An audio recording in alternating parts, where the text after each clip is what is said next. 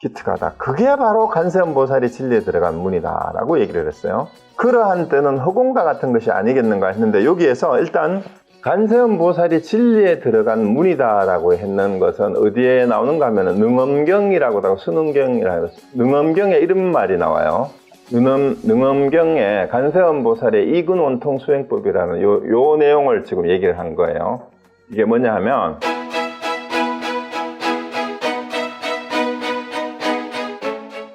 그래서 예를 들어서 여기서 이제 선어록을 읽을 때 혹시 안다 하는 사람들이 자기 딴에 안다면서 평상심이 시도다 이러니까, 일상생활에 마음 쓰고, 그 다음에 이 자연이 이 세상에 있는 그대로 도가 아님이 없다, 다 부처의 모습이다 이렇게 얘기하니까, 물 깊고 나무 운반하고 나무가 물이 그냥 도다, 이거 아니에요. 그건 대상이지.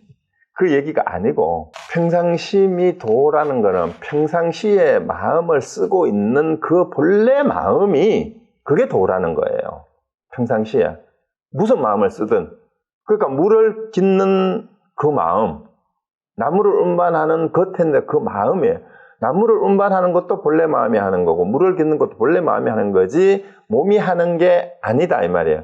근데 이거를 착각을 해가지고 자기는 도인을 하면서 이제 공부하자, 수행하자 이러면은, 야, 물 깊고 나무 운반하는 게 다 그게 신통묘용의 작용이고, 그게 도 아님이 없다 그랬어요. 야, 그냥 뭐 쓸데없이 공부하고 말고, 내가 밥 먹고 일하는 게 다 도지 뭐, 따로 어디 있냐.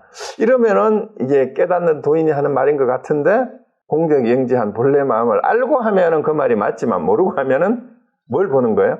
물 깊고 나무 운반하는 형상이 돈 줄 아는 거예요. 그래서 두두물물이 이세 삼라만상이 다 부처 아님이 없다 이러면, 그 산이 나무 그 부처고, 막대기가 나무고, 돌이 나무고, 풀이 부처고 이런 줄 아는데 그거 아니에요. 나무는 나무지, 바위는 바위고, 돌은 돌이고. 그러니까 부처 아니에요. 삼라만상과 두두물물이 다 뭐예요? 부처가 아님이 없다 이렇게 말하는데 쏘구시면 안 돼요. 삼라만상에서 말하는 나무와 돌과 물과 바람과 이런 게 지수화풍이 다 부처다 이렇게 말하는 거하고 똑같잖아요. 그런 것이 대상일 때는 그건 부처가 아니에요. 그럼 뭐예요? 삼라만상을 지수화풍을 얘기를 하더라도 그건 뭐예요? 한마디로 얘기하면 그게 상이거나 색이잖아. 그럼 그건 상이나 색은 뭐예요? 나에게 본래 마음에 의해서 인식된 가짜일 뿐이잖아요. 그걸 항상 놓치면 안 돼. 그러니까 두두물물이 삼라만상이 다 부처 아님이 없다라고 얘기한 것은, 삼라만상이 거기에 있다, 나무다, 불이다 라고 보는, 아는 그 마음이 부처라는 거예요. 착각하시면 안 됩니다. 그리고 똥속에도 진리가 도가 있다. 장자에도 그 말이 나오니까 말똥구리에도 도가 있다. 그럼 말똥구리, 그러니까 사람들이 이 자연의 이치가 도다 이렇게 얘기하는데, 그거는 들떨어진 생각입니다. 그건 이론적으로 얘기하는 거고, 여기서 말하는 공정영지한 본래 마음은 자연의 이치를 아는 그 마음이에요. 자연의 이치가 그렇다 하더라도,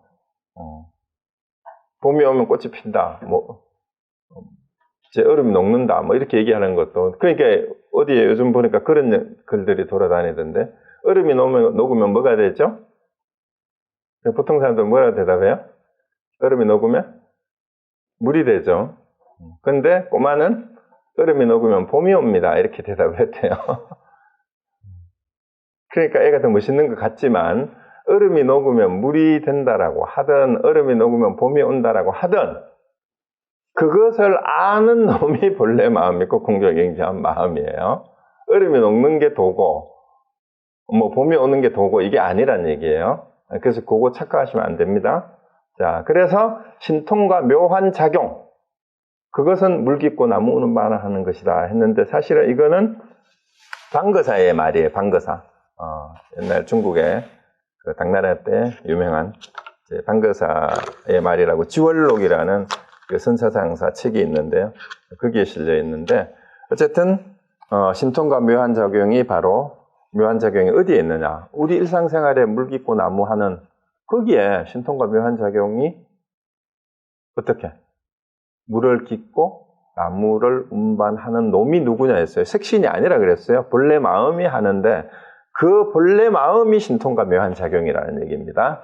자, 그러면 여기는 이렇게 하고, 자, 그 다음에 또한 진리에 들어가는 길은 많지만 그대에게 한 길을 가리켜서 그대가 근원으로 돌아가게 하겠다. 그래서 근원이란 말은 우리 앞부분에 지난번에 나왔던 집이라는 말하고 똑같아요. 귀가한다.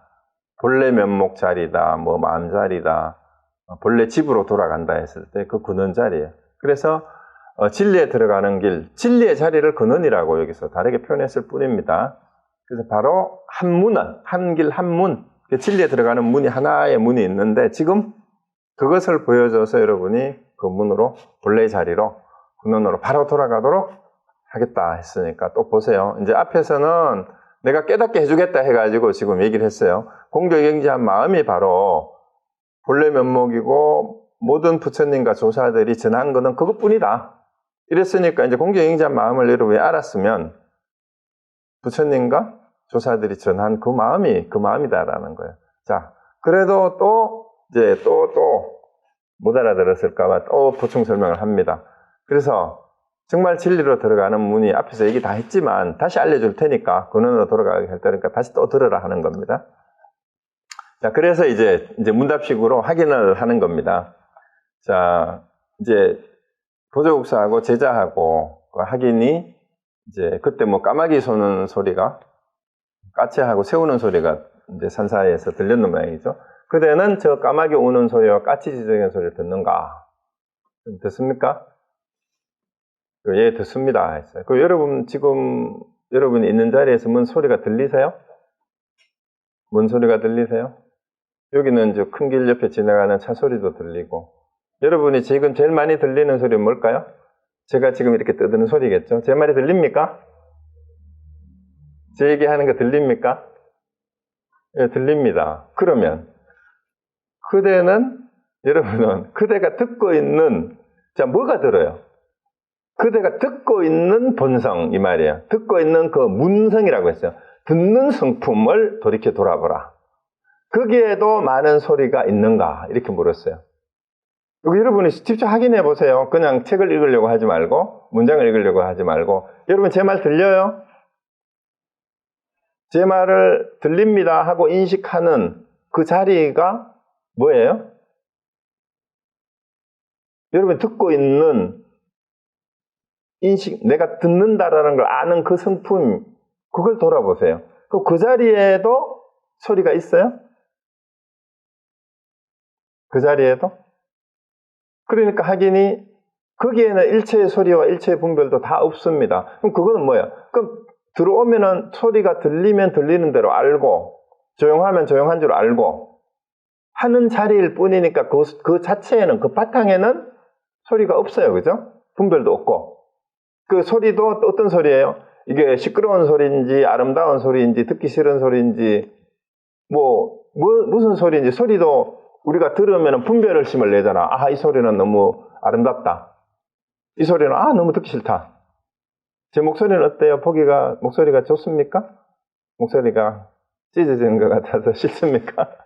이 분별하는 것도 결국은 본래 그 자리에는 없는데 생각을 내가지고 소리가 있다고 생각하고 좋은 소리, 나쁜 소리, 듣기 좋은 소리, 듣기 싫은 소리가 있다고 생각하는 거예요. 근데 소리를 듣는 그 바탕, 성품이라고 했어요. 문성 그 자체에는 일체의 소리와 일체의 분별도 다 없습니다. 이제 제자가 그렇게 대답한 거예요, 하긴이. 그러니까 이제 앞에서 본문을 듣고 나니까 이제 제자가 그 자체에는 소리도 없고 분별할 것도 없습니다. 자, 그러니까 보조국사가 칭찬을 합니다. 기특하고 기특하다. 이것이 바로 간세음보살이 진리에 들어간 문이다. 내가 진리로 들어가는 하나의 문을 알려줄 테니까 잘 들어라. 해놓고 이제 앞에 질문한 거를 잘 보세요. 너 소리를 듣느냐? 듣습니다. 그 듣는 성품을 돌이켜보라. 거기에도 소리가 있느냐? 거기에는 소리와 분별이 없습니다. 기특하다. 그게 바로 간세음보살이 진리에 들어간 문이다 라고 얘기를 했어요. 내가 다시 그대에게 묻는다. 그대는 거기에는 일체의 소리와 일체의 분별 모두 다 얻을 수 없다고 하였다. 이미 얻을 수 없다면 그러한 때는 허공과 같은 것이 아니겠는가 했는데 여기에서 일단 그 다음 구절 가기 전에 간세음 보살이 진리에 들어간 문이다라고 했는 것은 어디에 나오는가 하면 능엄경이라고 하고 순엄경이라고 해서 능엄경에 이런 말이 나와요. 이런 부분이 있어요.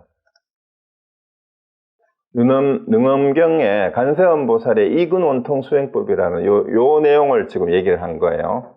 이게 뭐냐 하면 수능엄경이라고도 하고 능엄경이라고도 하는데 거기에 제 6번째 챕터에 이근원통장이라는 부분이 있습니다. 이게 능엄경의 10권으로 되어 있어요. 10권 되는데 6번째에 이근원통장이 있는데 이근이 뭐냐면 우리가 안이비설신이 할 때 6근 중에 귀를 말하는 거예요. 6근은 다 아시죠? 안이비설신이 안이 두 번째입니다. 안이 할 때 귀. 6근 가운데 이근 원통이란 말은 이근을 통해서 원만하게 통한다 이런 뜻이에요. 이근을 통해 원만하게 통한다 이 말입니다. 그런데 이제 수행법에서 이근을 통해서 두루 통한다 이런 말이거든요. 이근을 통해서. 이게 뭔 말이냐면 거기 이제 원문을 한번 읽어볼게요. 그 능엄경의 원문이 이렇게 되어 있어요. 듣는 놈이 저절로 생긴 것이 아니라 소리로 인하여 그 이름이 있게 되었네. 자, 내가 소리를 듣는데 소리로 인하여 그 듣는 놈이라는 이름이 생기고 그 다음에 듣는 놈을 돌이켜 소리에서 벗어나면 해탈한 놈을 무엇이라 이름하랴. 그래서 소리가 없으면 이 말이에요. 듣는 놈을 돌이켜서 소리에서 벗어나면 아까 그 듣는 성품 자리에는 소리가 원래 없다 그랬잖아요. 분별도 없고. 그렇다면 그걸 뭐라고 듣는 놈을 뭐라 이름하겠느냐 이 말이에요. 여기서는 할 수 없이 듣는 성품이라고 얘기를 했는데 그걸 이름을 뭐라고 하랴 이 말이죠. 그런데 하나의 근이란 말은 육근 가운데 안이비설신의 중에 본원으로 돌아가면 6개의 근이 해탈을 이루게 되리라. 그러니까 6개 중에 눈이든 안근이든 이근이든 비근이든 설근이든 신근이든 그 다음에 의식할 때 그 의근이든 이 중에 하나라도 본래 자리 그 근이 소리를 외부에서 소리가 나는 게 이제 대상이잖아요. 대상은 육근이 있고 우리의 감각기관이라고 흔히 얘기하잖아요. 감각기능의 작용이에요. 그게 육근. 그 다음에 육근에 해당되는 바깥에 있는 경계를 육경이라고 하잖아요. 육경이 색, 성향, 미촉, 법이잖아. 그럼 소리가 바깥에 있다고 생각해요. 소리가 나서 육근의 작용이 소리를 인지하는 것이 육식이에요. 그러면은 안식, 이식이 그러니까 이 세 가지 육근과 육근 가운데 이근하고 밖에 있는 소리하고 그 다음에 소리를 인식하는 이식이 합쳐졌을 때 그 소리가 있는 거거든요. 소리를 인식하는 거잖아. 근데 소리를 인식하는 그 바탕은 그게 마음 자리, 성품 자리라고 얘기를 했어요. 그게 공적영지한 마음이고 본래 면목이고 본심. 근데 그거는 소리를 다 떨쳐내고 육근하고 육식 그 다음에 육경을 제하고 나면 이 말이에요. 벗어나서 그것을 이해하는 그 바탕은 그걸 이름을 뭘로 하겠느냐 이 말이에요. 그것을 본원이라고 한 거예요.